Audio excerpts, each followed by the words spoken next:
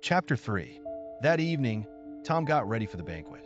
He dressed in the prince's best clothes, then made his way down to the royal barge. Tom looked at the river and thought about how, as a poor boy, he could play and go swimming in it. Would he ever be able to play and swim in the river again? The royal barge moved slowly down the river to the Guildhall, where the banquet was to take place. There were many important people there to see their prince.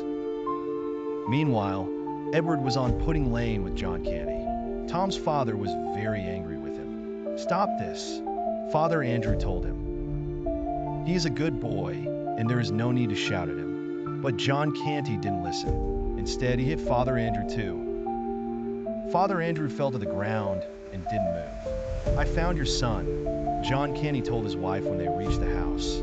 "But he has brought no money for us today." Mrs. Canty looked at Edward. No money meant no food, but she loved her son. Edward wanted to tell Mrs. Canty who he really was, but there was no time to explain anything because there was a loud knock at the door. It was John's friend, Ned. "Did you hit an old man?" Ned asked. John Canty frowned. "I had to. He was trying to take my son." "Well, that man was Father Andrew, and he's dead. You killed him. We must leave at once," John told his wife. "A lot of people saw me hit Father Andrew. Yamadunga." Mrs. Canty was very frightened. "Take the girls with you," her husband told her. "I will take Tom with me. Meet us at London Bridge." John Canty dragged Edward through the streets. When they reached London Bridge, it was so crowded that they couldn't see Mrs. Canty and the girls. There were people everywhere celebrating. "What's happening here?" John asked someone. "Prince Edward is coming down the river," a man replied.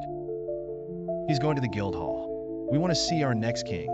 While John talked to the man, Edward saw his chance. He disappeared into the crowds and ran all the way to the Guildhall. When Edward reached it, there were soldiers outside the doors. "Let me pass," he shouted. "I am the prince. I am here for the banquet." But no one listened to him. No one except one man, who stepped out of the crowd to speak to Edward. "My name is Miles Hendon," he said. "I arrived yesterday from the war in France. I do not know if you are Prince Edward, but I do know that you are brave.